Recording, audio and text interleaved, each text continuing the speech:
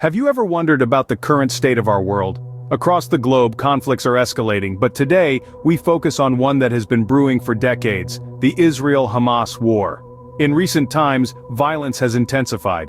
Major airlines have suspended flights to Tel Aviv, a testament to the severity of the situation.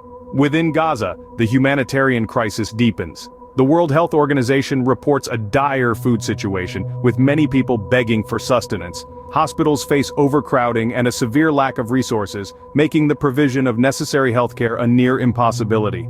The images of the suffering are heartbreaking, and the numbers are staggering. Thousands of Palestinians dead or injured, with over 6,000 children among the casualties. The international response has been varied. The United Nations Security Council has approved a resolution calling on Yemen's Houthi rebels, supported by Iran according to the US ambassador, to cease their attacks in the Red Sea. Yet the situation in Gaza remains dire. In the midst of this turmoil, one question arises: is peace an unattainable dream? Let us delve deeper into the Israel-Hamas war, a conflict that has caught the world's attention. This war, characterized by ceaseless attacks and counterattacks, has its roots in long-standing territorial and political disputes between Israel and the Hamas-led Gaza Strip. Key players include Hamas, the governing authority of Gaza, and the Israeli government, with external influences from nations like Iran and the United States.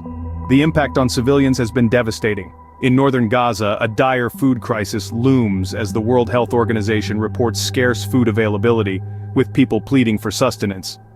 Meanwhile, Yemen's Houthi rebels, backed by Iran, have launched attacks on merchant and commercial vessels in the Red Sea, disrupting global trade and escalating tensions in the region. Reports of sexual assaults have also surfaced, raising concerns about the safety and dignity of women amidst the chaos.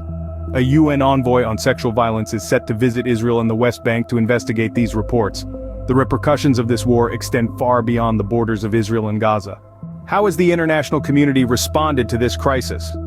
The United Nations Security Council has stepped in, passing a resolution condemning Houthi attacks in the Red Sea, with 11 votes in favor, none against, and 4 abstentions.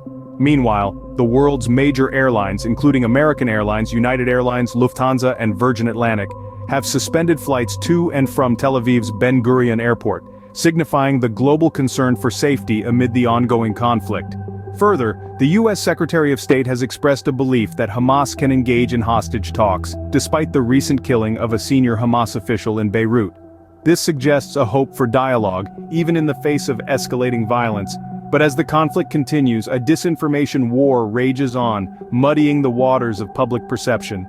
Verified images of casualties are being dismissed as fabrications, creating an environment where truth becomes a casualty of war. While the world watches, every decision and every action carries profound implications. Against this backdrop, where does peace fit in? Amid the rubble and the ruins, the cries and the chaos, there lies a profound question. Can peace emerge from the ashes of the Israel-Hamas war? It's a question that demands a deeper understanding of the complexities, the context, and the courage it takes to navigate the tumultuous waters of conflict. Peace is not a passive state. It is not merely the absence of war. It's a dynamic process, a dance of dialogue and diplomacy, of understanding and unity. It requires us to see beyond borders and beliefs, to recognize the shared humanity that binds us all. In the context of the Israel-Hamas war, peace is not just about ending the fighting. It's about addressing the root causes, engaging in constructive conversations and finding common ground. The road to peace is long and laden with challenges. It demands resilience, patience, and a relentless pursuit of understanding. It requires us to challenge our preconceptions, to listen with empathy, and to act with compassion.